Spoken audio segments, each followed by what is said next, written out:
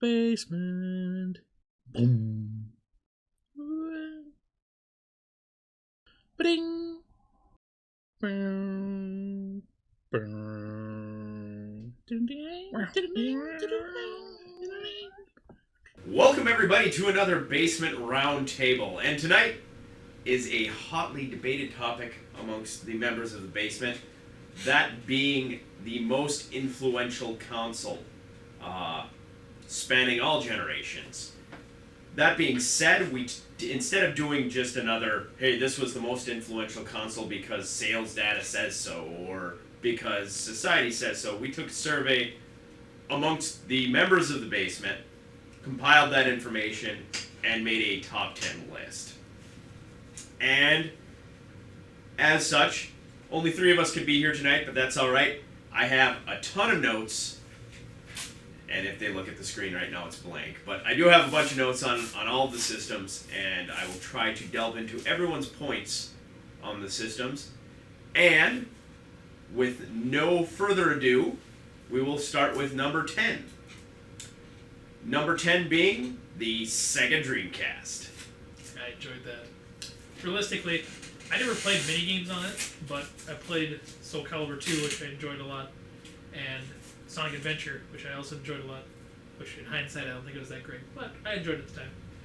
But I really liked the console itself because it just seemed so innovative and high quality, and I liked the little plug-in thing. And also Seaman was weird. Little fish thing, man, that you just control around. I never owned it, but it was... You heard it here first. Mark thinks Seaman is weird. Yeah. It was in water, and you just, splashes around. No, that was really strange. It was a very innovative game. Fucking weird. Yeah, the one with the man's face on the fish. Yeah. Or on the tadpole, too. Which, yeah. To me, the influences of the Dreamcast are much like you said. It was kind of before its time. It was about 3 years too early. And the influence it had was establishing some of the things that we would later realize that we wanted from a gaming console that we didn't necessarily have to have at the time. It was like the Virtual Boy of its time. No, it didn't make me vomit. So, but for me, the things that what made the Dreamcast influential to me, one being the controller. Mm-hmm. It was a comfortable controller, and having the pressure sensitive trigger buttons was kind of cool. Yeah. Like you said, the VMU was very interesting, like this handheld kind of. That was your memory card.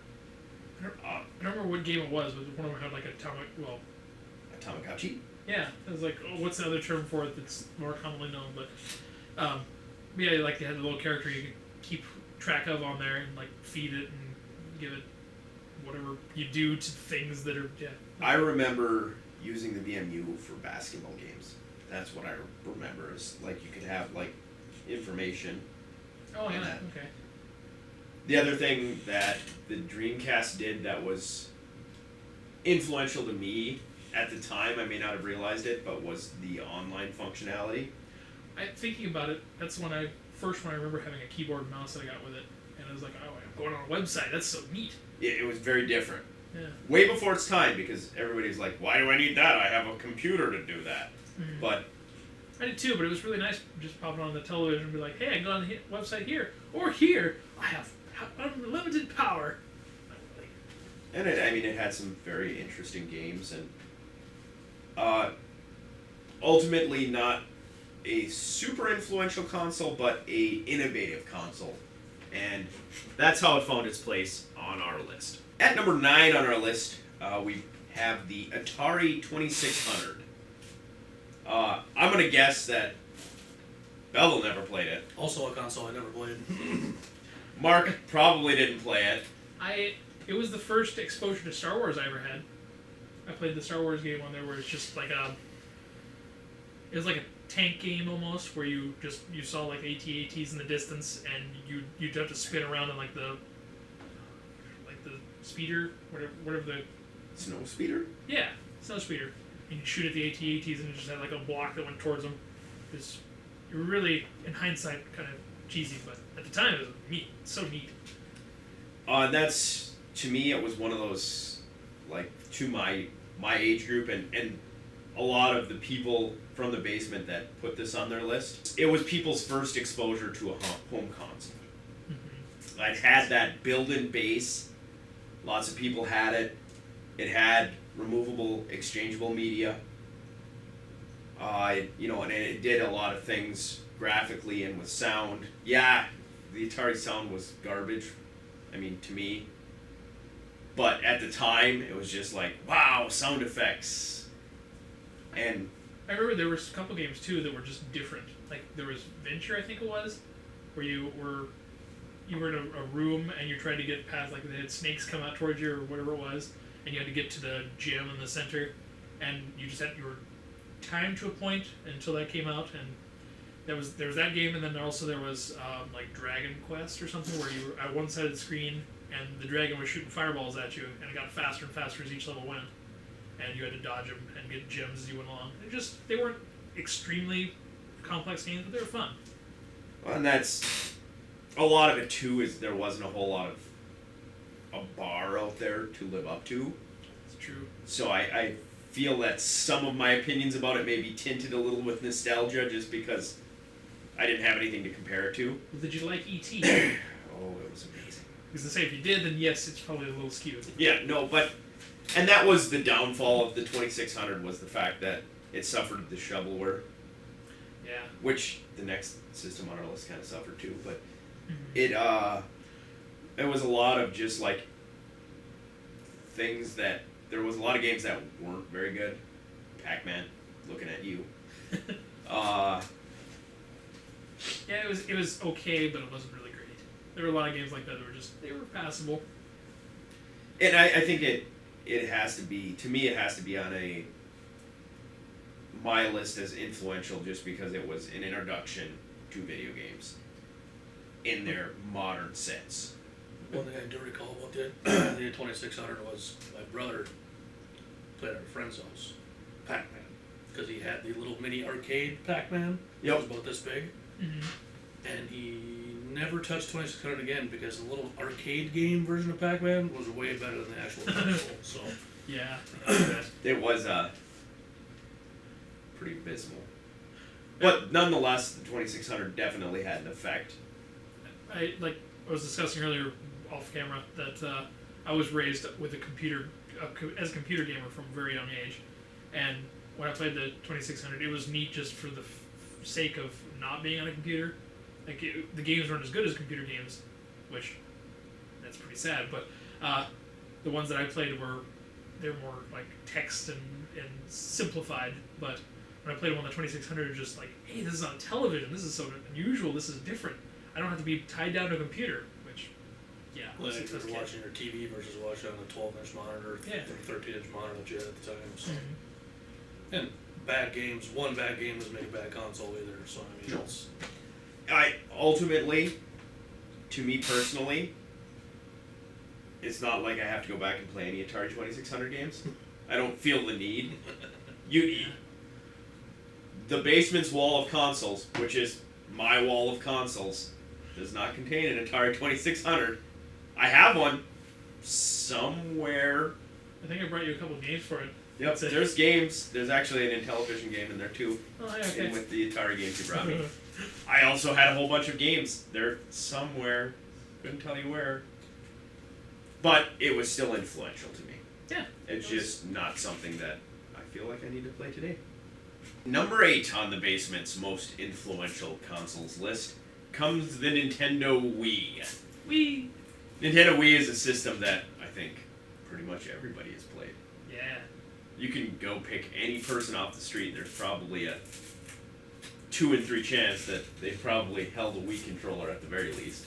between the ages of 5 and 65, probably. Yeah. So I mean, it's To me, the innovation with the Wii was, it was innovative in the fact it had motion controls, it had, these different things. The Wii Shop, I mean, yes, those things existed on other consoles, but they brought those forward. The thing with the Wii that was most influential to me, and I think in general, is just the broad audience it drew into video gaming. well, I remember the first time I tried it was Wii Sports, and at the time I was just like, that The looks silly. greatest tech demo ever. Yeah, I thought it would look silly, and then finally my friends were like, hey, you should try playing this, and I did. I looked like an idiot at the time. Then after I played like 2 matches of bowling, it's like, this is really fun. And I started the boxing. It's like, hey, I'm good at this. Back and forth as doing it. And then I played some other games like this Trauma Surgeon, which was just that's really enjoyable, even though you're terrible. Trauma Center. Yeah, that's it. Trauma Center. Love Trauma Center. And Resident Evil 4. Both of those games, like, it was really fun to play them because of the using the Wii mode. Yeah, Resident Evil 4, like, one of the few games that I'm like, boy, I'm glad it had motion controls. Because it's so snappy to shoot. Yeah. It's what I've always disliked about consoles is shooting games, because I'm a computer gamer again. But when playing that, it felt like I was able to hit things, and it felt nice. I mean, after playing it for like 4 hours straight, you got kind of tired, but it's beside the point. Well, I mean, Resident Evil Revelations, whatever the shooter one is. Mm-hmm. Oh my god, the first time I played it, I'm just like, like my arm is numb. You just start cramping. Just like, ah. Yeah, there were a lot of other games I can't think of at the moment, but. Well, and one of the things too that I could say as a negative for the Wii is it suffered from the Atari 2600 of just. It wasn't shovelware because Nintendo approved of these games, but there was a lot of crap on it. I remember you playing the paintball game on one of our live streams. Oh man, that game is bad. It was terrible. But one of the things I think, as far as why it's influential to me, as far as it being an influential console, like I said, it drew people in. One of the few consoles that my wife would be like, hey, let's play Mario. And we'd sit down and play. My wife is in no way, shape, or form a gamer. But it had a broad enough appeal to draw those people in. And you could have the motion controls, or you could also have just the user's regular controller too. Yep. Like I thought that was neat. You could interchange it like that. It's the only console ever in my entire life that I can say I remember sitting down and playing with not only my friends, but my wife's friends as well, playing Mario Kart. That's a big step to take. Getting 2 groups that are. Yeah, we did play a lot of Mario Kart on that. But beyond Mario Kart and Wii Sports, I don't recall playing much on there except for we made the attempt to play NBA, yes, with whatever motion live controls. something with motion controls. Holy bad. Could not do it. Couldn't even make a free throw, let alone dribble down the court. Is that the first one you played Advance Wars on, or was that another one? No, Advance Wars What was that? was on? originally on the Game Boy Advance. Okay, I just remember you. I think did you play it on the Wii, or am I? Yeah, just- I think Yeah. we did, yeah. Okay, that's the one I remember seeing it for the first time. Maybe on the Wii U. I think it was the Wii U, yeah, now that you said that. That's okay. Because we used to have battles, 3-on-1. That when we would play, run back and forth between the garage and the basement and play. that's a whole different story. But when we would do that, that was on the GameCube, on the Game Boy player. Oh, okay. Okay, sorry. But no, the Wii was very influential in expanding video games' appeal. I guess it should be noted too how difficult it was to get at first. Like when I heard about it, I got to say 3 or 4 years after it was out, and my cousin, like, he bribed some guy that worked at like I think Target or Walmart and in Missouri, and he said, "Hey, we found an extra one on the truck. Whoops, the deals."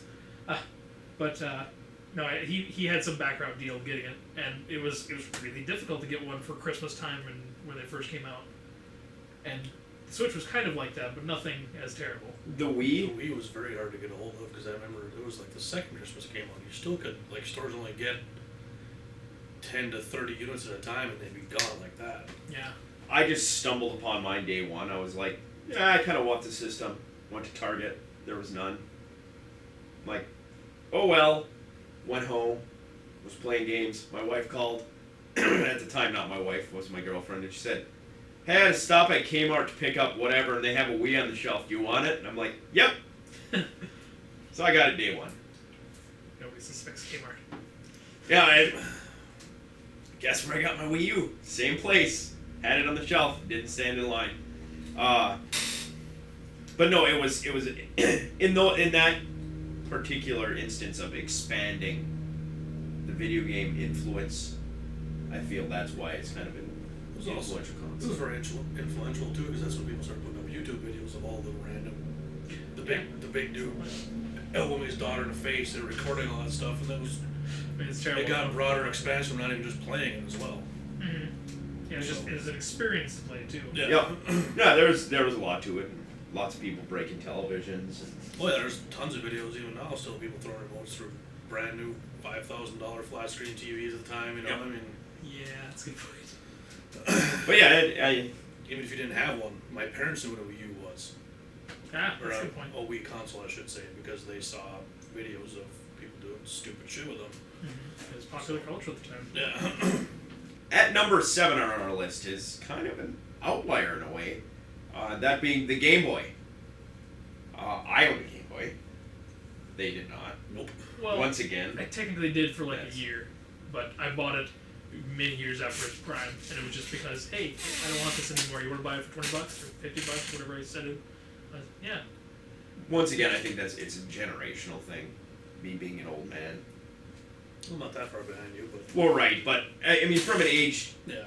I was at an age where the Game Boy was a very cool system, cool thing, and by the time you guys had gotten to that point, it had kind of passed its prime. However, its impact on handheld gaming. I mean, you had the Tiger Electronic games for your handheld games. Yeah. Oh, I had a watch where you could play a game on it. It was terrible, but it was fun. Well, I loved those handheld games until I got a Game Boy and I realized what handheld gaming could be.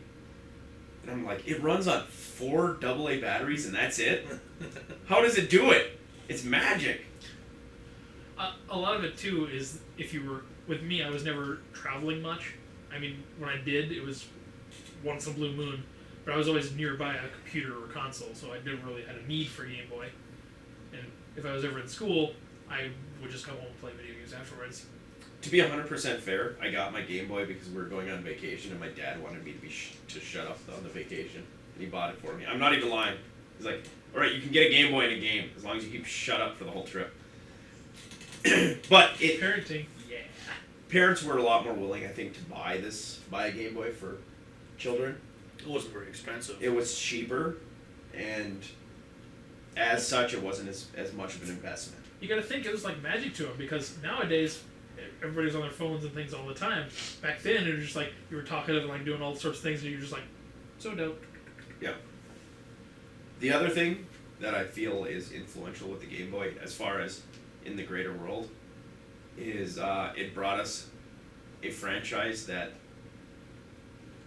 most people forget started, well, not really, but you guys probably aren't thinking about it. That being Pokemon. Who likes Pokemon? God. Just kidding. That was Game Boy was the Pokemon start, and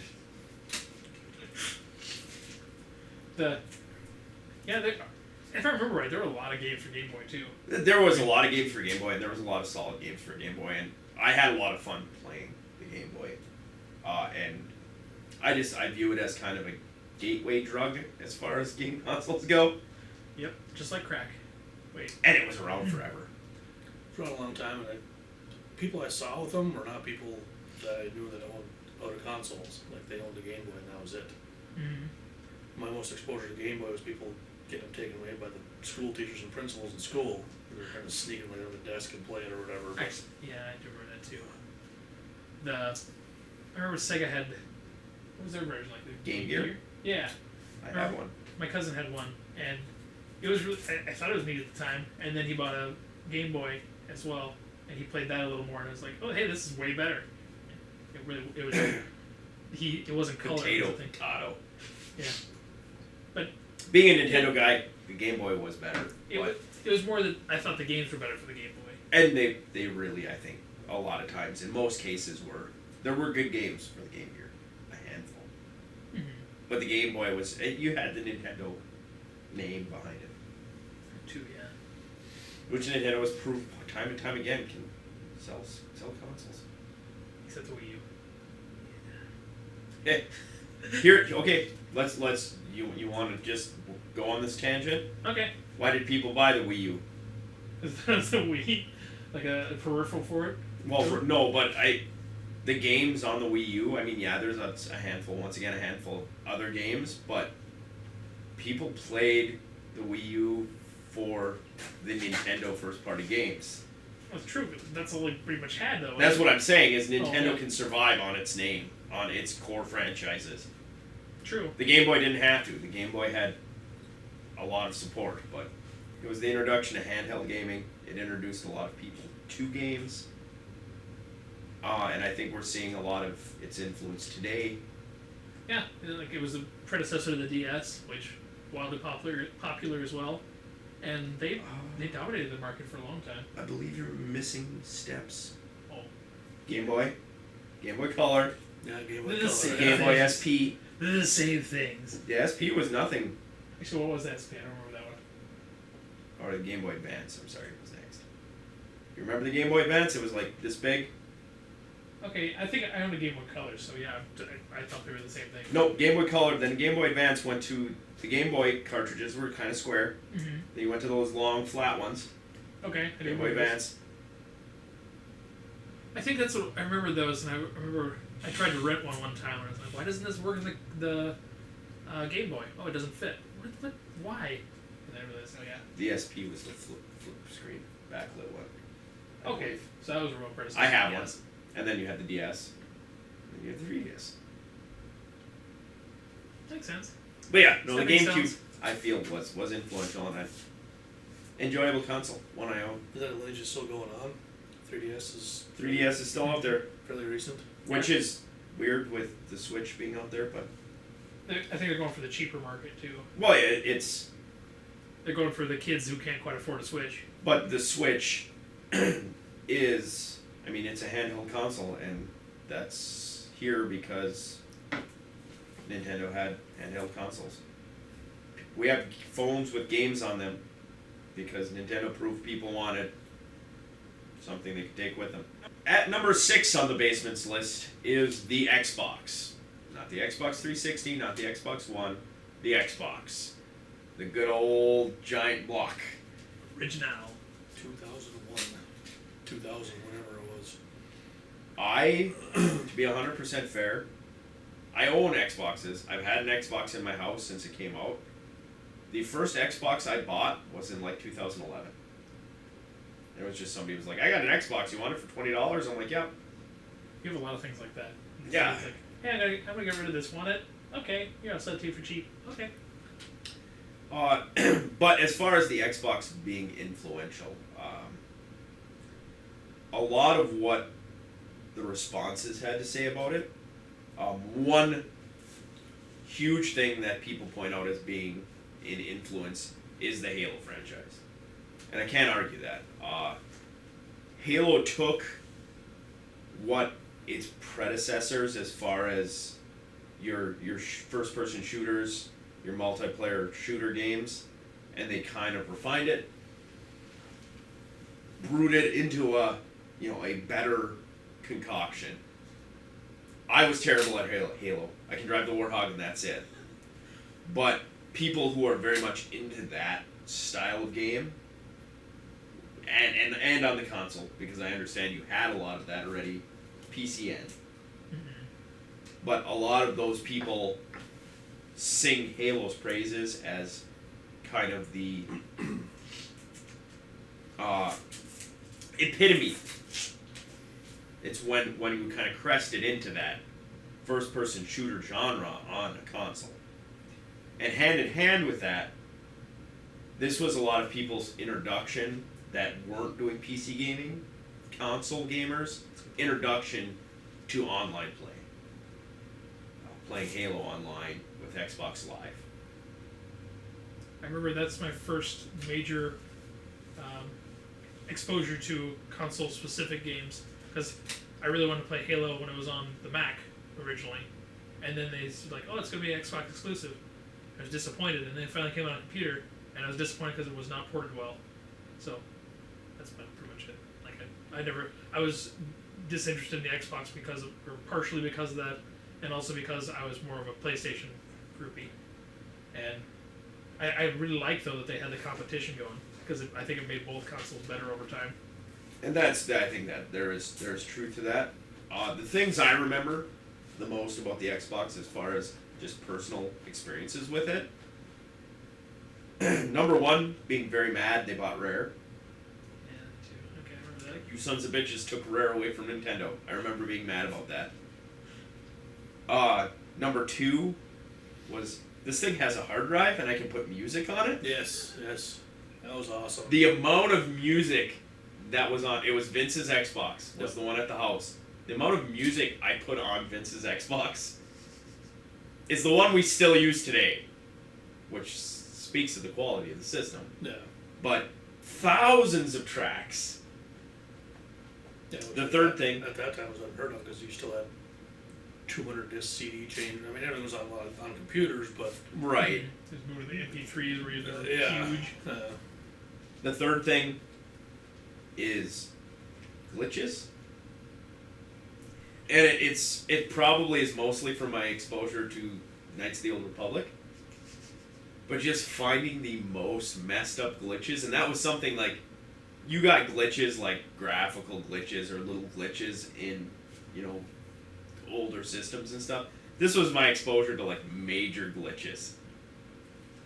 The first major glitch I remember is just Ed doing the super evil run on Knights of the Old Republic, and Karth Onasi is dead, and he gets into a fight, and Karth shows up to help him, and then like hundreds of Karths come out of the woodwork against him, and it was just so weird, and everybody's just like, "You broke the fucking game!" And we've shown glitches. I mean, we've come up with glitches streaming Knights of the Old Republic. Yeah. But that's I was never a huge fan of the Xbox, personally. I understand where a lot of people feel it's influential, especially from that Xbox Live and from that FPS standpoint. But none of that was really interesting to me. That was my main part of it because at the time we were still playing the 64. Yeah. Which at that was already 4 or 5 years old. Mm-hmm. Well, And we the had GameCube was there, Yeah. but We had jumped to we were playing the PS2. This was in college, my first year in the apartment out of the dorm, so in 2003. So we're still playing the PS2, playing like Tiger Woods Golf, Vice City, that kind of stuff. And Eric came home, we got this Xbox. We looked at it before, but the original controllers were the size of a fucking football. That's true. You couldn't even get, I mean, I don't have very big hands, but I couldn't touch all the controls. Fuck that. I was thinking about the S controllers that were a lot smaller, and Eric bought one, and we were still playing Vice City and golf, and I was like, oh, I'm going to finish this series, and then I'll start playing that. And I watched him play Halo 1 cooperative. I don't think I ever touched PS2 again in that time we were living there. Having co-op really helped I bet a lot too. I mean, it wasn't to the games level of Nintendo's co-op. It was something that Nintendo did really well. They did, yeah. But Xbox at least had the 4 controller ports, Yeah. and it offered games that you could play 4-player. There was a lot of games a lot of my exposure, as far as here, with the Xbox, it wasn't Halo. We'd go other places and play Halo, and we'd LAN Halo and whatever, but here it was Knights of the Old Republic and Jade Empire and that style game, or like Dungeons and Dragons Heroes, where it was a 4-player game we could all play together. Yeah. Which we also done on stream. Yeah. Yeah, I remember playing that and we just, at first we just all went different ways and got killed, and then we were like, oh hey, we should probably work together. The big part for me, for the Halo being influential to me, beyond just like personally, was the length of single-player play in the Halo series, which you do not see anymore unless it's on a PC. Mm-hmm.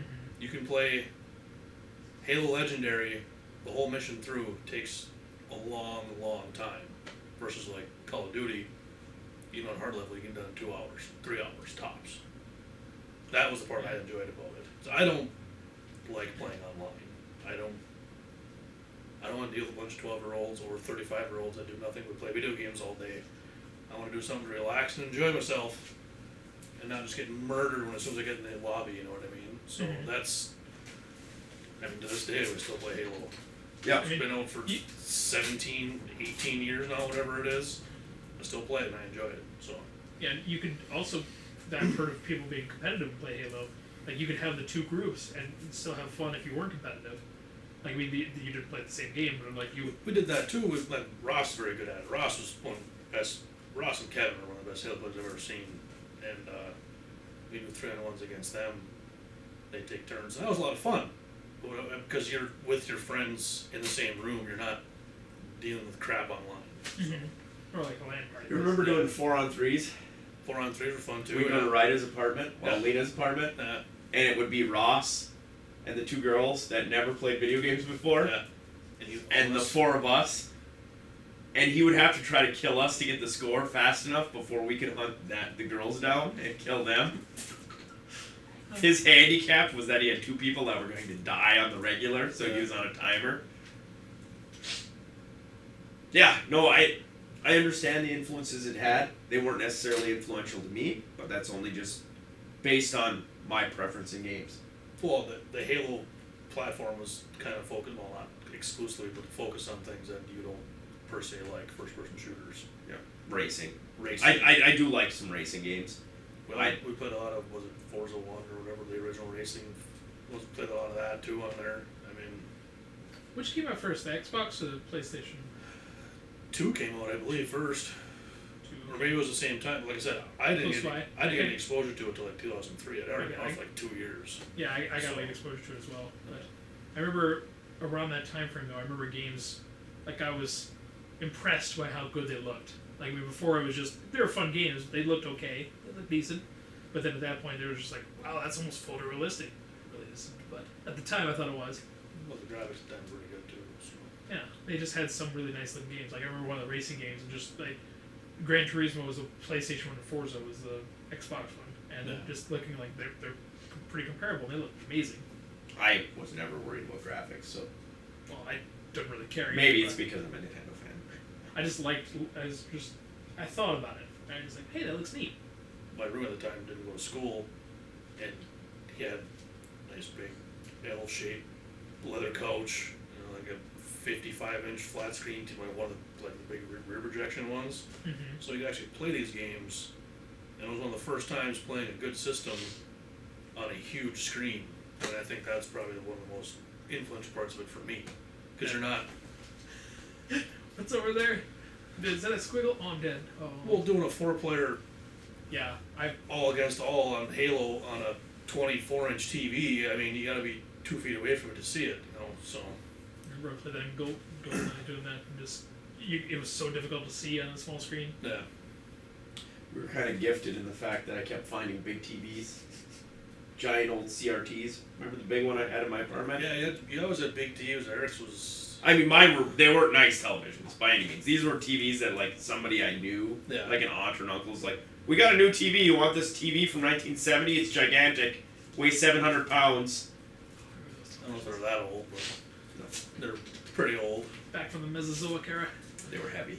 I remember that. Yeah, they're very heavy. But yeah, no, the Xbox definitely an influential console. Yeah.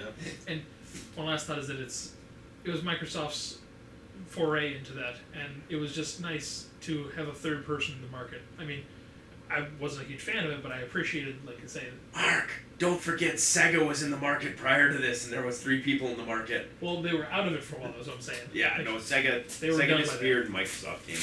Yeah, that's what I meant to say. That they took the mantle, if you will. Then. Well, the big part about it too is behind them being influential is that Microsoft had the money to keep dumping into it. Yeah. I'm almost positive. I think you and I talked about it a long time ago, but I'm pretty sure Xbox Ones and the next ones, not ones, the originals and the next series that came out Mm-hmm. were sold at a loss just to keep their foothold in the market. Yeah. There's, Because they I can believe do that's it. True. And you make your money off software. Yeah, some people may say it's a negative, but It's it's marketing. still here. So Yeah. And it's branding. Yeah. Like Microsoft, they're well known. Yeah. Like even if you don't play on the computer. Which why wouldn't you? God. Just kidding. At number 5 on our list is a major console. It would be safe to say, which would be the PlayStation 2. One of my greatest. and one of the best-selling consoles ever. Part of that because of its longevity. I only played like 6 games on it, but they were all really enjoyable. One of which Same was with mine. We only played, like I said, Tiger Woods Golf, Vice City, a few other things on there. That's the ones I remember the most, but we played it a lot. yeah. I played it a lot because it had a very solid RPG presence. I played Vice City on there, and I played it a lot. And then I got to the end, couldn't do it. Like I just failed like 15 times of doing the last level, and then I played. A year later, I got a computer, played up to that point, first try. Just like, terrible time with aiming on that. For me personally, PlayStation 2 wasn't really that influential. It did set the groundwork of later the reason I got a PS3, in the fact that a PS2 was a DVD player. So when I didn't have a DVD player, I used it as a DVD player. I did too. The RPGs on it were very, very good. I'm not going to deny that, but I didn't own a PlayStation 2 until much later in its life. And not to detract from the games, just from personal influences on me. It wasn't that influential on me. Most people just pointed out the fact that it had such a widespread gallery of games. It was pretty simple to pick up and play. Graphically, it was powerful. It took all the things the PlayStation did right and expanded upon them. Wasn't many glitches in it. I mean, not many bad things happened to a PS2. No, you could burn them up. Yeah. The iDrive motor Yeah. would burn up on them, but it took a lot of gameplay. A lot of gameplay to do that. And I remember I enjoyed one of the exclusives on it was The Warriors, which was a very adult game, but it was a beat 'em up. But it was really, the story was neat to it. And Metal Gear Solid 2, which looked just beautiful, but it's kind of disappointing because you got halfway through and you're like, hey, you're not Solid Snake. Okay, surprise. But I still enjoyed it. I think we had that as well. Never finished it. Said that was one of the games that fell victim to the previous console we talked about. It was just done. The PS2 became a DVD player. Yeah. Which, in its own right, is amazing. Yeah, that's a good point. I love 2-in-1 things, 3-in-1 things. Having something that's not just a computer, not just a console is nice. Later in life, like the PlayStation 2 has gotten a lot of use for me. But at the time when it was out, it wasn't that influential to me. I play a lot now because there's just so many good games, like good RPG games on it. That was my next exposure to, I played Call of Duty, the original one on computer, but that was the second one I think I came up with, the PlayStation 2. And it was, I wasn't good at it, again, because I'm not good at first-person shooters, but it was just neat to see it on there, and like it was just a very popular game. And playing it online, like I could manage through it with a shotgun, and it was fun. Yeah, it's pretty terrible. But I'm trying to think, there was another game on there I played a lot.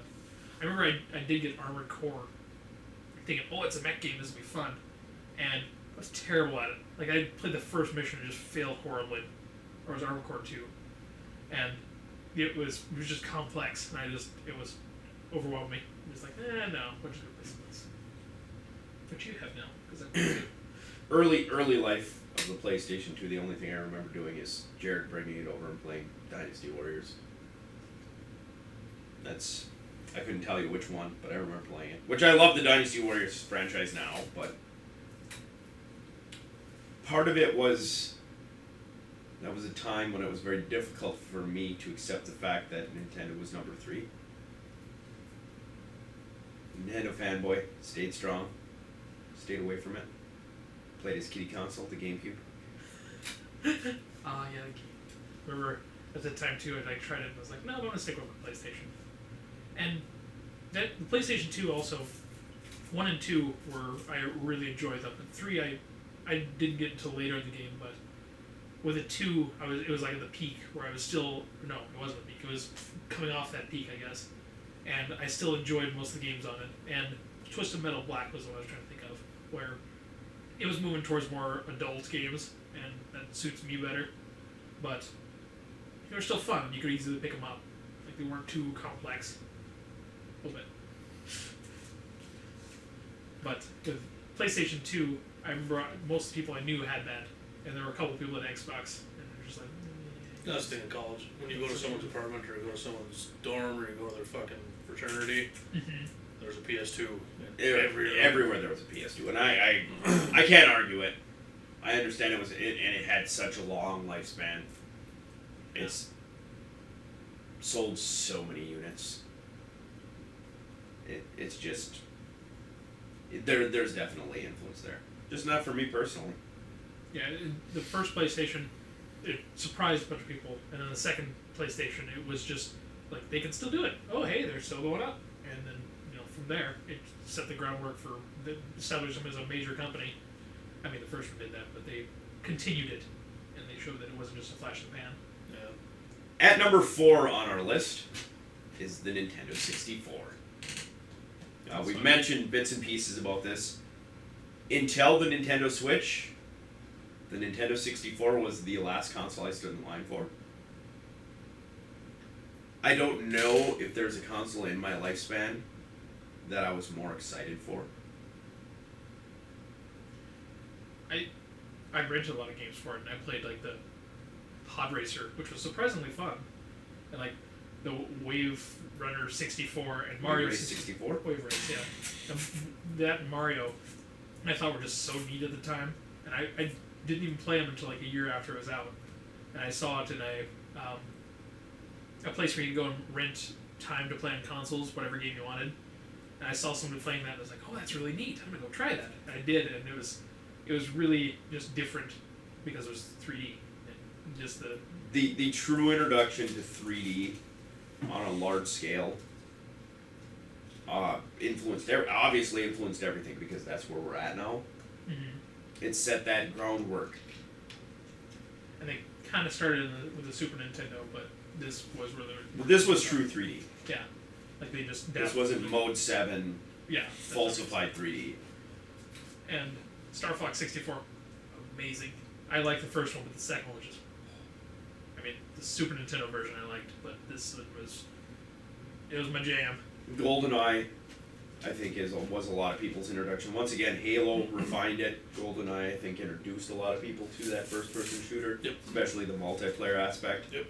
A console with 4 controller ports Yeah. for that multiplayer. At the time, I liked the controller. In hindsight, it's kind of goofy. Like, I always wondered why you would have the two holding, or ways to hold it, of the joystick or the top. We debate that so often.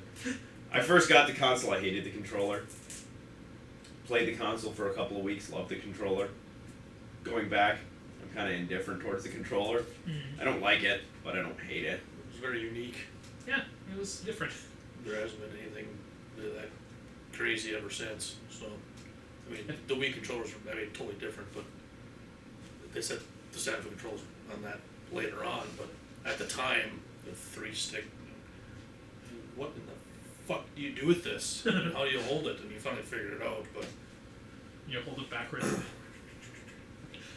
we logged a lot of hours on Saturday 64. Imagine. I don't want to discuss the amount of time of my life I've lost playing Nintendo 64. I will. Jason Sadoway, when I went to college, when I was 18, had 9 days of gameplay on Perfect Dark alone. Just Perfect Dark. That's not GoldenEye and Duke Nukem and all that crap we played at that time. So, Yeah, I played it a lot. And the thing is like, in hindsight, from a nostalgia point, like to go back and play those games. There's a handful of games that held up, but it's only a handful.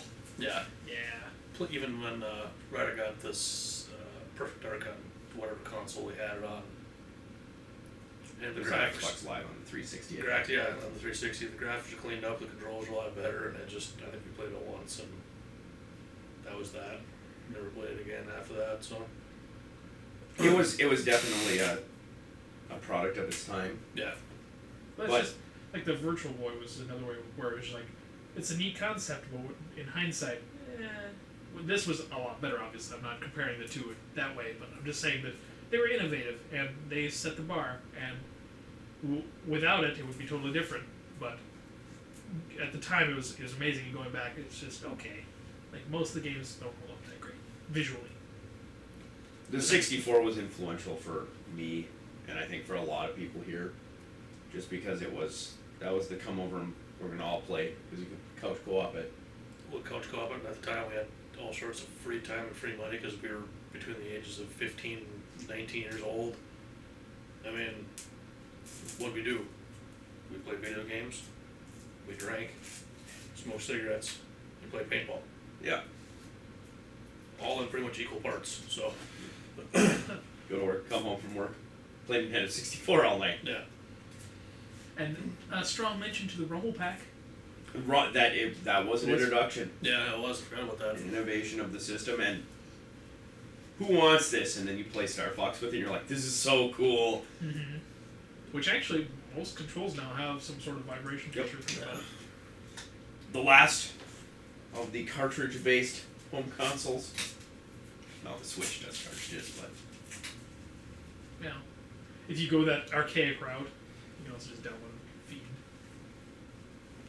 not enough room on the system. My portable, like, my fucking mem stick corrupts all the time. Fuck that. Kids these days. But no, I've always been a fan of the cartridge. It's because it's durable. That's true. That is very true. I remember a lot of discs I've had have been scratched. Not, well, we'll get into that with a later console. Yeah. But yeah, no, many good memories. There's a lot of nostalgia that probably makes it influential for me. But that's why it's our list. Was it that good of a console in retrospect? Overall, but like I said, it was primetime video game time for us as teenagers. That was, I mean, if we would have been 18 in 2008, it would have been 360. Mm-hmm. It was just, it's influential because that was our time. So Yep. The demographic. yeah, And that shows if you go through the list, it shows yeah. in all of our ages. Kind of. You guys got anything else to say about the 64? No sir.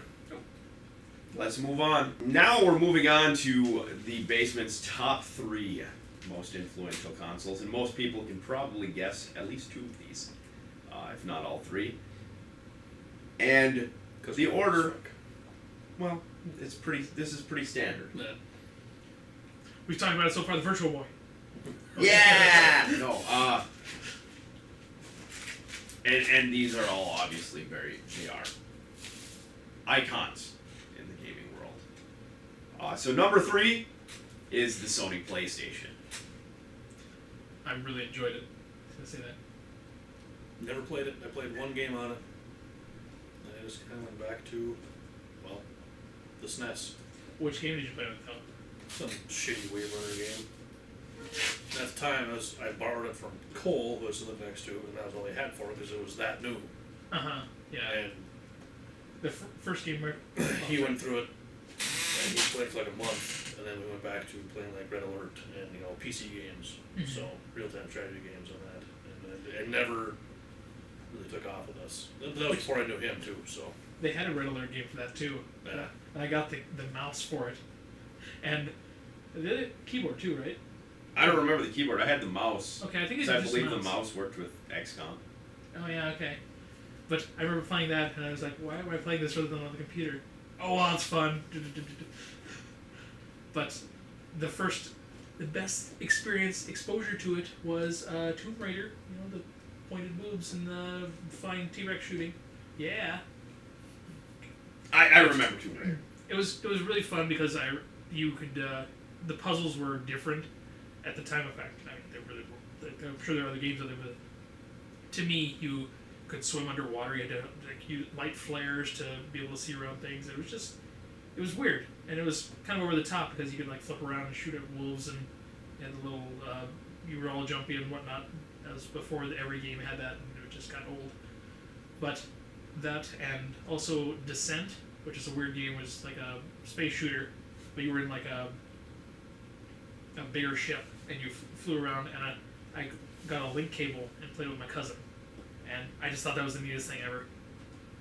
That was my first experience with PlayStation. The PlayStation initially was my mortal enemy. Damn bastards. Nintendo fanboy. Not making a deal with Nintendo. Uh, However, little game, most people probably aren't going to know it. Probably have never heard of it. It's called Final Fantasy VII. Hit the scene. And I pre-ordered it. I didn't own a PlayStation. Game came out. Right on Rob went down, picked up my copy of Final Fantasy VII. I think they skipped school to go and get into. I left school, went and bought a PlayStation for that game. Where I see its influence is disc gaming, being practical. Not that they were the first, but there was a lot of practicality in it. Which they were the best at the time in doing it, though. They took everything that was before that was disc-based and made it really good. yeah, I remember. Didn't they sell the patent or copyright or whatever you call it for the black discs to someone for their CDs, by the way, because it was neat to see. Like I thought, maybe not. We don't know. But I will just interject here. This is the one where I had a lot of discs that over the years got scratched, and you couldn't you could play them, but especially when you rent them, you could play them, but there'd be times where it just didn't load or it failed. You have to break it out and just clean it off. There'd be chunks of the game where you couldn't play otherwise. That was my first. For me, some of the other influences, the whole survival horror genre. I remember Ryder coming over and saying, "I've got this cool zombie game," and playing through Resident Evil, and just being blown away by it. Looks so awesome. It's so cool. The story's so good, and I do like the original Resident Evil, but in hindsight, I may have been a little bit overwhelmed. Well, compared to where I should have been. Mm-hmm. I remember also the same place I played saw the Super Mario 64. I was in the area playing another game, and I looked back and I saw somebody else playing the Resident Evil where you see the zombie turn towards you, the iconic first impression of the zombie, and I was just like, oh my god, that's neat! And then I played the game. I was terrible at it the first time I played it. And I think that's what it was. Yeah. I played it the first time on PC, and I was awful at it, and I'm probably still awful at it. Mm-hmm. I got very, very good at it. Yeah, you just have to. There are ways to learn around it, but at first you have no idea what it is. And the tank controls too. Once you're getting the hang of those are rough. But people shit on tank controls a lot. At the time, it worked. It does, yeah. It still works. There's some getting used to.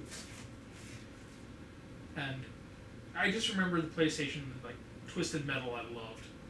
Twisted Metal 2, I guess, is the one I really loved. But there were so many games that came out for it, and I remember playing them. And funny anecdote I rented Final Fantasy VII and Dino Crisis, and I started playing Final Fantasy VII, and I thought, hey, this is kind of neat. Get to a point that's difficult. Let me go play Dino Crisis. Oh, this is fun. And I didn't ever play Final Fantasy VII until a year or two ago. So yes. Dino Crisis though beat. I've never played any Final Fantasies. So. Dino Crisis actually is a very good game. But that's another thing is it introduced a lot of genres to me.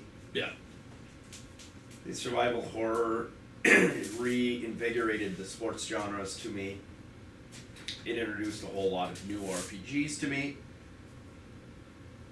An oddball, I guess, to me, but rhythm and music games and Parappa the Rapper. I thought that was a weird game. It was a very weird game, but I remember Ryda bringing the demo over for it and being like, you gotta check this game out. It's so weird. I'm terrible. I can't even beat the first thing in the demo, and I'm watch him play it. And there's video of him playing, and he's just like, not sound racist, but still sound racist. He is the whitest white person on the planet. He has no rhythm. And then it cuts, and it's me playing it, and it's the first time I've ever played the game, and I just destroy the first level. It's like, oh, right. You're a weird guy. You're like really good at some things that you shouldn't be, and Yeah. really awful at other things you should. Is what it is. But no, and I think the PlayStation, it did have a little bit of that gritty edge that drew a lot of people, like, in my age bracket that had gotten out of video games. Like, video games are for kids. It kind of drew them back in. I remember the advertisements in gaming magazines that the PlayStation would always seem like, oh, that's hey, that looks neat. That looks dark and different. It was unusual. kind of adult and Yeah, it was more adult oriented or anything beforehand. It was, I mean, even like the fighting games and on previous consoles was still 21-year-olds were going to buy it and play it, per se. I just remember that was like, my big time when I was renting games. This group is different because this is a bunch of fucking weirdos that play any video game that comes out. Animal Crossing. so good. And when I rented a bunch of games of this, it's like there were so many like you said, so many varieties of games that I never felt like it was pigeonholed to one type. The other ones, it was fighting, a platformer, or racing. Like those were the big ones. This one had a lot of variations on that, and it seemed to branch off a lot. I mean, this is the first one I remember being like that. Right. Tony Hawk. Tony Hawk, I mean, the soundtrack was more influential than anything else for me. We played it a few times over at Jake's house, but I figured that would be something that you guys would have played a lot of. the winners we played it because we were probably drunk and want to listen to the soundtrack. Really, I mean, Tony Hawk was an awesome game. I liked them, but it was not something that I got home off of work of and like, oh, I'm gonna go play Tony Hawk. It was more of a social thing, you know. So I played a little bit, not enough to really hold true on it. There was just a lot of titles on the system that yeah. I think have influenced video gaming in general and in my video gaming personally. I'll say Air Combat or Ace Combat, wherever it's from. But that was my first like jet fighter game. It was so arcadey at the time, but like I really loved that, and I didn't find that for many years later. They tried to get more realistic as the series went on, which this will be one of the few times I say that realistic in that regard was bad, because when you try to fly a plane, it's kind of difficult. If you're flying it on like an arcadey shooter, it's fun. You just go, ooh. Yeah. But Full motion video. Something that PlayStation kind of Yes, kind of forgot about that. really, I mean, that connects in with the Resident Evil, but very much an influence in video games and in me watching video games and video games being more of a movie that I'm playing. Yeah. Thinking about it, when I played Resident Evil, I didn't play it very far on my own. My cousin and I played it. I was always at his place, and we played Resident Evil, and we got to the snake boss, and we failed at it because we rented it at the time. But then we went on farther, and we got to like the spiders and all sorts of things. Like it was fun to watch him play it. Is my point. And I was just there. Like I didn't really assist him in any way, but it was fun to see it, and it was just like a movie. PlayStation 1 was the beginning of, right, to come over and beat this game and let me watch. Yeah. And it never felt like I was missing out because I wasn't playing Correct. on certain things.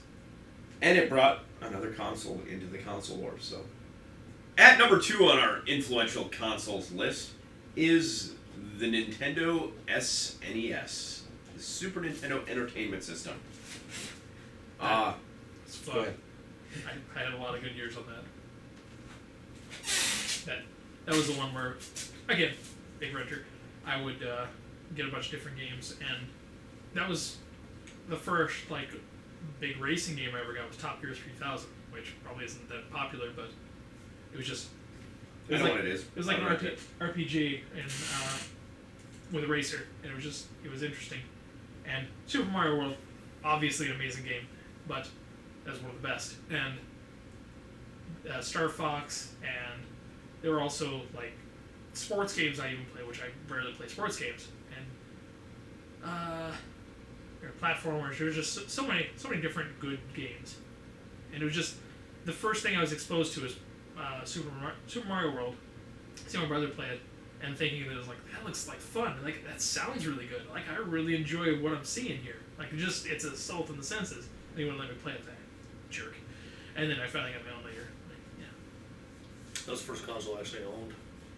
That was new to me, and that was like I said, Super Mario World. Mortal Kombat 3 was on there, which I don't like fighting games. To this day, I still don't like them. But the mini game on Mortal Kombat 3 was awesome. Which one was that? It was just like a little old arcadey style, like space fighting game where you fucking shot down everything that was coming at you. Okay, I remember that. I always thought, Galaga. was it that what it was? That's how I played in that on the Mortal Kombat thing. And thinking that Super Street Fighter 2, like I really enjoyed that. Like I enjoyed Mortal Kombat as well. I think I played it on the Genesis. I was that guy. But because I remember I didn't want the Super Nintendo version because there was no blood on it. I don't know, I was a kid that really enjoyed blood. It's weird. Anyhow, that and Donkey Kong Country was another one. Just Donkey Kong Country, played a lot of that, yes. there were just so many very polished games. Again, Nintendo polish. So The influence biggest influence for me with the SNES, all those things are very true, but it was, first of all, it was that first upgrade. Yeah. Had the NES, got the SNES, and it was, like you said, an assault on the senses. Graphically, things stepped up so extensively. Like, it was just going to Mario World, the very first game I played as well, and it was just like, it looked so awesome. And then sound. The SNES sound chip, so good. And it just took everything that I loved about the NES and cranked it up to 11, and it set some expectations for me moving forward. Sound was a good point. I didn't think about that. The NES, the Super NES was the first time you got away from the 80s. I mean, there was actual music and sound and. while we were playing Final Fantasy 6. You best call it 3. I had to play that when I was younger, and I just playing it now. I was like, it sounds really good. Like, I mean, it's for what it is. It sounds really good, and It sounds good, not for what it is. It just sounds good. you know what I mean. No, it today's standards, it doesn't sound amazing, but just Yes, it does. Just because it isn't a full fucking orchestra doesn't mean it doesn't sound good. it does sound kind of close to a full orchestra. But I played the Genesis first, and that's what I owned first. Well, my parents bought me for me first, and I really liked it. There were quite a few games that I enjoyed, but then I saw the Super Nintendo, and I was wowed by it. Like, it was so much better, and I wanted that, and I switched over to liking the Super Nintendo more. Another thing that I feel is influential overall with the SNES was the arcade ports. Yeah. You had some basic arcade ports on the NES, but then you hit the SNES, and they weren't perfect ports by any means. Some are better than the arcade games, most are worse, but not by much. And you got that arcade feel at home. And it was the first console that had games that I invested hundreds of hours into. I mean, I may have invested hundreds of hours into Mario or Mario 3 or, throughout the years, but, like, the RPGs, I would just dump hours into these RPGs. And I put a lot of time into the original Final Fantasy, but 2 hit, and that was just... I played through it, and I had to get everything, and I played through it again, and I would play through it over and over, and it would just eat up time. Adding the extra buttons, X and Y, and R and L, like, mind-blowing to me. as a kid. I guess another mention is Mario Paint. Yeah, I played that. One of my friends owned it, and I just played it and just made like random stuff. That was my first introduction to like creative gaming and just making weird things. And it didn't really have any rhyme or reason, but it was just enjoyable. Like making the sounds and the doodling on there, like all sorts of fun stuff. Yeah, I used to stamp sometimes to make the 4 square animations. Mm-hmm. I do that, but the thing I spent the most time, I'm a horrible artist. I fuck up drawing stick people. But the thing I would do on Mario Paint is music. Yeah, music was fun. And in Super Mario Maker, they had like nods to it. Like they had goofy stuff in Mario Paint. Like they just had like the little quirks and things The you fly find. game. Yeah, that's fun. Coffee break. It was good times. The NES was my first introduction to cheat codes too. I think they had them on the NES, but that was when they first started coming with up, down, left, right, blah, blah, blah. And there was, I don't know if when the first magazine came out for them, but they had monthly or weekly magazines that came out for the Super Nintendo that had game reviews and cheat codes, and it became more of just at the time a console was just this thing in your house. It became more of a community for me, I guess you'd say. You play games with other people. Up at that point, it was just like I'd play on my own kind of thing. Yeah, to an extent. And I never had an NES. I played Genesis. I don't think I played an NES until I started hanging out with you. So Those things were there, your cheat codes and your Yeah. magazines and stuff, but it was my first intro to them, I guess. the SNES was, I think, my base of people I played games with spread dramatically at the SNES era. I don't remember what we're talking We were about. interrupted by the heat. You guys were discussing something. I remember the last thing I remember is talking about like a group of guys buying different games and swapping them, and that's you could do it with previous consoles too, but I remember it was popular enough where everyone had the console that you could do that. Where before, Yeah. some had NES, some had Genesis, some had this, some had that. You did. We had some NES swapping going on when I was in school. The SNES was the era for me where I started buying used games. Yeah. Kids at school were like, consoles had been around long enough that while parents still weren't just like shoveling cash at their kids and like, go buy 50 games because they're $60 a pop. At the same time, it wasn't like, write your name on it and make sure you get it back. It was a little bit more loosely monitored. Like we're talking about just on what the economy in the 90s, there was more free cash Yeah. for people to give to their kids to buy consoles and games and things like that. So it was. There was a lot during this SNES era. I guess that's where I kind of got into the used game market. Yeah. There's a lot of kids like, oh, I'm gonna get rid of this game. You want to buy it? Because previously, before that, you bought a game, you kept it. Yeah. I think it was just getting the mindset too of hey, you can get rid of these. Like you don't have It makes some money off it, you don't have to. You can give it to somebody else, and hey, they can play it and get it for cheaper. Yeah. That makes sense. Kind of recycle the Yeah. game. Yeah, a lot of good experiences. Very innovative too, like Windows 7 graphics and like the music chip and all sorts of fun stuff. Controllers. Yeah, I like the controller a lot better. those are probably one of my favorite controllers ever. Like it felt nice, it felt responsive, and it fit well. And there weren't too many buttons. Until you got to the PS2, really, when they had them bigger, a little more comfortable, that was probably the best. We're talking about the 64 controllers, those were not very comfortable. The Wavebirds were, for me, for the GameCube, were my number one controller, followed closely by the SNES controller. Yeah, I haven't used a Wave very much, so I can't comment on those. But Those were pretty comfortable. They were nice. yeah, They they're were also one of the not flat ones anymore. It was more meant holding your hand.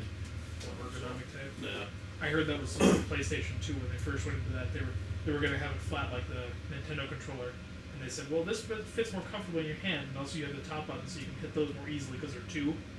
And oh, okay, that makes sense. And it was comfortable, but I just remember that for what it was, the Super Nintendo controller was nice. It was. And to be fair, the Nintendo had it. But Yeah, I'm just saying that was. yeah, their no, I result. agree. It was. There were a lot of very interesting things at that level. Anything else to say about the Super Nintendo? That I appreciated that they, the reason they made it curved and weird looking. Like in Japan, they had it more colorful. They wanted to make it more of an adult console over here, even though it really wasn't. But they wanted to make the color scheme differently, so people treated it like a actual console that anybody could buy, any age range. And they made it curved so people didn't set drinks on it, like they did with the Nintendo. Which, yeah, we set drinks on our Nintendo, and maybe one spilled on the side, but we cleaned it up. It works so fine. You can't kill an S. Yeah, you can. Yeah, you can. Yeah. That's all I gotta say. And before we move on to the number one console on our list, which many of you have already guessed, here is a list of our honorable mentions. 11 on. GameCube, PS3, Sega Saturn, PS4, Sega Genesis, Xbox 360, Nintendo DS, Nintendo 3DS, Nintendo Switch, and Intellivision. And now, without further ado, the number one console in the Basement's top 10 most influential consoles list. Many of you have already guessed it, the Nintendo Entertainment System. This being a console that pretty much falls at the top, if not right near the top of every single influential console list. I would guess that the two of you probably did not own the NES at the peak of its existence. Didn't own it. Didn't play it much. I don't know if it was a peak of its existence, but I owned one. The first game I remember, it wasn't my first console because I played the Atari, or the computer, but that was the first one I played.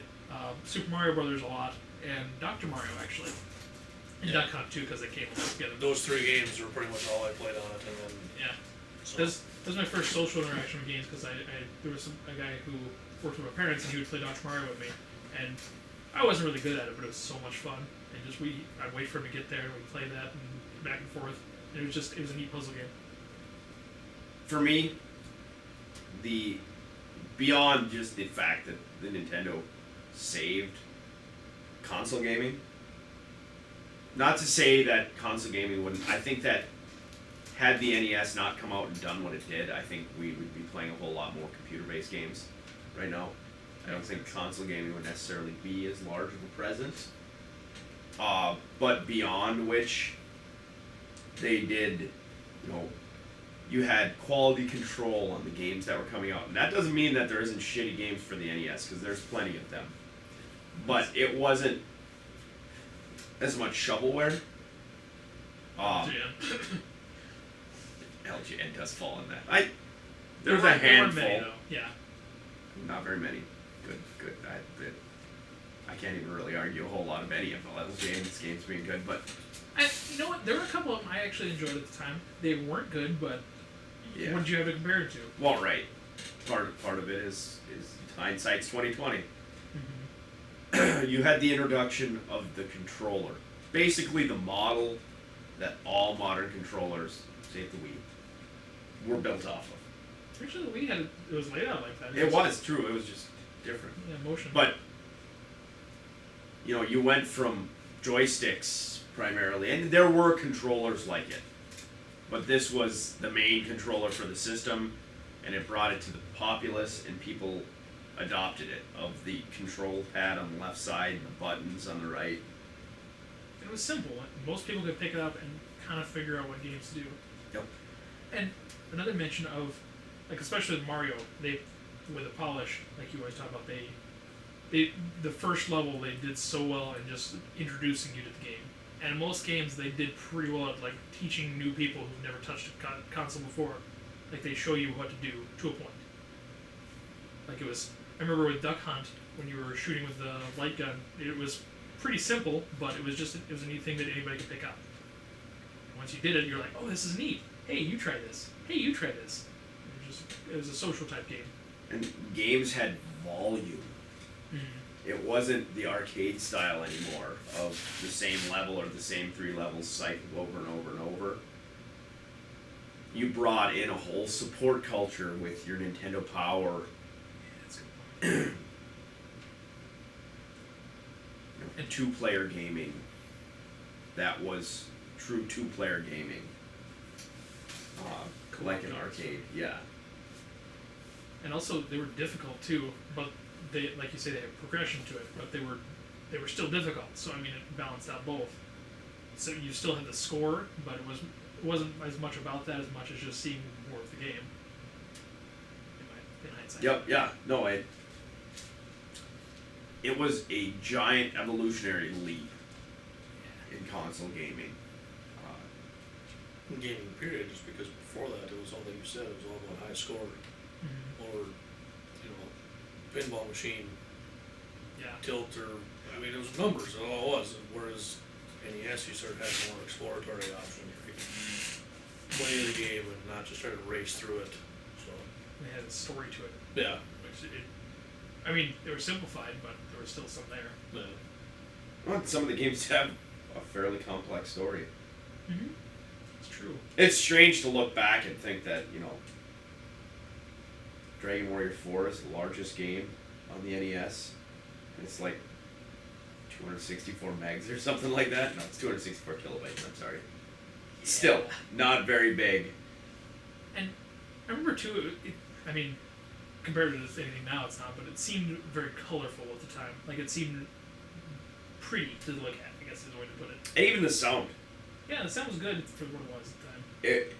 It was, a lot of games, it felt like I was playing them in the arcade. And I wasn't dumping a million quarters into the Rampage machine in the arcade. That was nice. Being able to just, hey, continue. Because it was an era. I was granted the pleasure of living through the arcade era, and I loved the arcades. But then I had it at home, and I didn't have to go and spend money. Beg $20 off my parents, or $10 or $5 or whatever it was, to go sit in the arcade and play. And I miss the arcade, but Yeah, it had its run though, and I think that, the games you play in the arcade, our generation probably would enjoy them, but nowadays, if you play them online or on Xbox Live or one of the others, that if you download them, you still enjoy them much more at home than you would, I think, in social settings, because it was a social game. Because you wanted to see. The arcade was a social place, but the NES kind of brought that social environment home. Yeah. But also with a Nintendo, there's so many good games for it. I rented a lot, again, every single game I think, and there was still variety to it. It's not as much as the later systems, but at the time it was enough to keep you interested. You could rent a game and it would be totally different than the other one you played before it. And the Atari had a few different games, but this one was a very wide swath of them. And again, they were so colorful and different. The characters were all unique and usual. And before, you just had a block. You had this. It was starting to grow into something more, but you had character development here. You had the text version before that, but it wasn't really visually conveyed.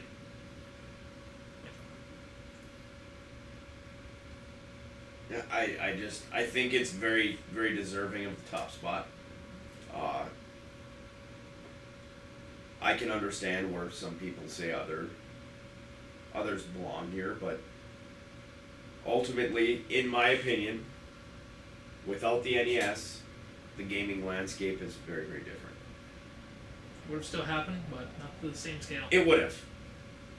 It may have progressed a bit slower. I think, like I said, it would have been a lot more home computer based. Sonic the Hedgehog would have been on everything.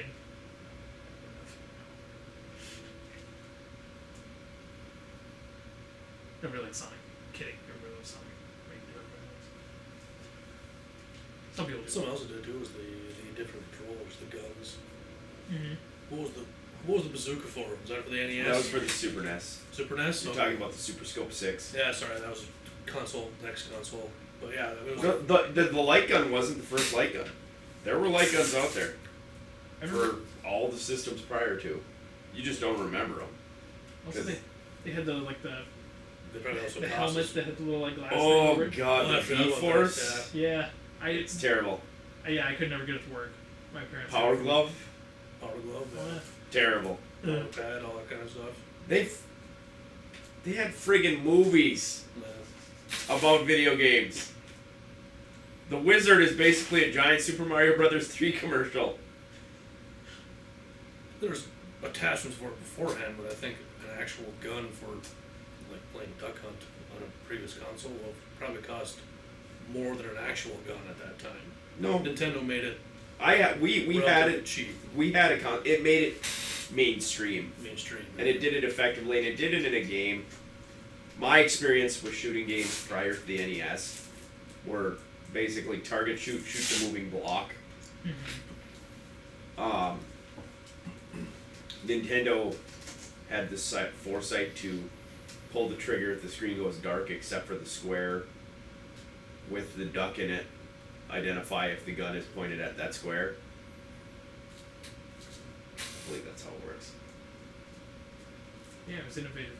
They just, rather than black screen, white block moves around, shoot the white block. That's what I remember from all the previous shooters with light guns.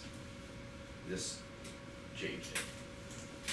I mean, I guess even if it wasn't innovative, they were clever in how they presented it. Like they took something and made it their own, and again brought like the arcadey feel of some things to the home.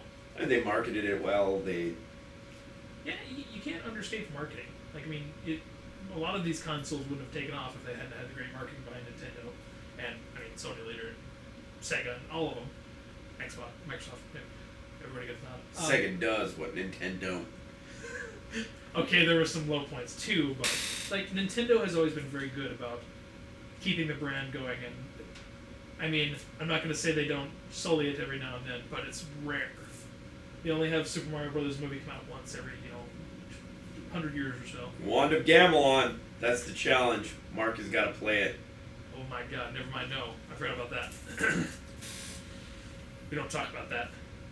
I think Rob has it. Was it a 3DO that had that? Yeah. Yeah, there was one stint where I rented a 3DO and I played one game on it and I was just like, nope, this is terrible. So, I digress. Nintendo, high quality. I mean, all of their consoles I've enjoyed that I've had. And even the ones that didn't do very great, I still liked them. And the Nintendo Entertainment System was the first one where it set the mood. You got it, and you again had the good quality of games to a point. And it made console gaming cool. Yeah, it was enjoyable. And they didn't. I mean, they had story and progression to it, but also they had simple games too. Like there was a balance between the two. That and the sheer number of games. Yeah. How many games they make for it? You own half of them. I own over half of them. Over half of them. I believe there's something like 868 games for it, something like that. I'm That is probably wrong. Was there 868 games made for all the consoles previously combined? I mean, was there that many games out there before Probably the NES? not. That's a good point. Yeah. And computers too? I mean, computers maybe, I don't know, but... Well, some things you can consider games, some things you can consider like edutainment or like some like. There was edutainment puzzles. on the NES. Yeah. I wonder what game was it, like the Where's Mario or a game like that, or the one you own, like Search for Mario, and it's like Mario is missing? there it is. Mario's missing. And it's like, what is this? And you're like, it's edutainment. Or no, you said it was something else, and I was like, is that? Yeah. No, it's edutainment. Yeah, no, it's with computer games they had, it was similar, but they weren't really arcadey as much. I mean, they were more like skill based or numbers based, and I guess skill based too. But I think after Nintendo came out, they started moving towards, well, hey, we can have a longer game, like have things that are more interesting in this regard, or maybe not. Maybe I'm wrong. I think I understand. But still, it is the most influential console for a good reason. Anybody have anything more to say? Nope. I mean, everybody knew that was where I was going to put it, so. And I didn't doctor the numbers. If it was up to you, it would have been just all Nintendo, every Nintendo console, and then. No, I'm not that much of a fanboy anymore, but. I, Yeah, if you look at my. Before we wrap it up, as proof, go to sheet 1, which has my list. Okay. While he's pulling up this, I want to say that I was kind of disappointed that more Sega consoles didn't get on there, but then I get thinking, it's like, well, never mind. Sega just had a couple of good games there. The Saturn was fun, but yeah, these all make sort of sense. So, my list. Number 1, the NES. Number 2, the Nintendo Wii. Number 3, the Sony PlayStation. Number 4, I put the PC because I consider it a console. Number 5, the Nintendo Game Boy. Number 6, the 64. Number 7, the Dreamcast. Number 8, the PS3. Number 9, the SNES. And number 10, the Nintendo Switch. There you have it. That's my list. What do you guys think? Leave it down in the comments below. We'll discuss it with you. Maybe you think we're totally wrong. That's why we have an opinion and you have an opinion. Opinions are like assholes. Everybody's got one. Thanks for watching, guys. We'll catch you all in the next video. Bye.